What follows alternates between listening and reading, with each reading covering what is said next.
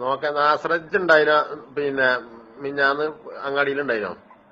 എടാ മൊത്തത്തിൽ ആകെ സീണാട്ടോ. ഞാനേ നോക്കേ ഇപ്പൊ നമ്മളീ വോയിസ് ഇങ്ങനെ വാട്സപ്പിൽ എന്നോട് പറയാം ചെയ്ത് പുറത്തുക്കുമ്പോണ്ട. അതായത് മൊത്തത്തിൽ നമ്മൾ ചെല്ലിനോടുന്നൊന്നും ഒരു നല്ല രീതിയല്ല. ഒന്നും ഈ സംസുക്കാനെ മാറ്റണം എന്നുള്ള അഭിപ്രായം. അന്ന് ഞാനൊക്കെ ആ അഭിപ്രായം തന്നെയായിരുന്നു. പിന്നെ നമുക്ക് സംസുക്ക കാര്യം നമുക്ക് ഒരുപാട് ഉപകാരം ചെയ്തിട്ടുണ്ട്. പക്ഷെ അതുകൊണ്ട് ഇതില്ല. ഇപ്പൊ എന്താന്ന് വെച്ചാൽ ഈ അവസ്ഥ ഇപ്പൊ ഒന്നത് ഈ എ പിക്കാരെ ചേർന്ന വലിയ പ്രശ്നമായി മാറിയില്ല. പക്ഷെ അത് എ പി അബുഖുറുസ്ലിയാന്റെ മറ്റേ ഇത് പറഞ്ഞതോടുകൂടിയേ ആകെ കുണ്ടന്താടിയമാരുള്ള ഒരു അവസ്ഥയിലാണ് അപ്പോൾ ഉള്ളത്. നാസറ ഇത് അന്ന ഷെരീഫ് വിളിച്ചില്ല ഇന്നലെ. ഷെരീഫ് അറിയാണ് ചെല്ലിനോടത്തൊക്കെ ആകെ പ്രശ്നങ്ങളാണ്. ഹിന്ദുക്കള് വരെ ഒരു ഇതിലല്ല.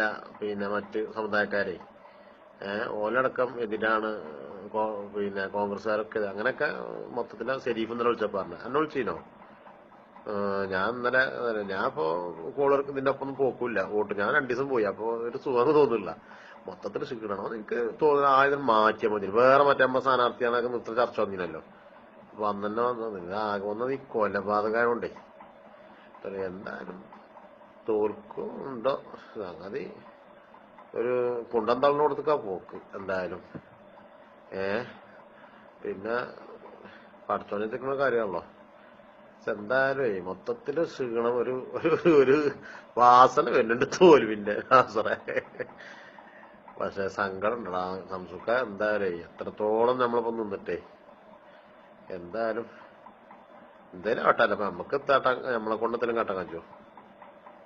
ശരി എന്നാട്ടോ. ഇത് വൈകുന്നേരം കയറിട്ട് അങ്ങാടിക്ക് കാണാം.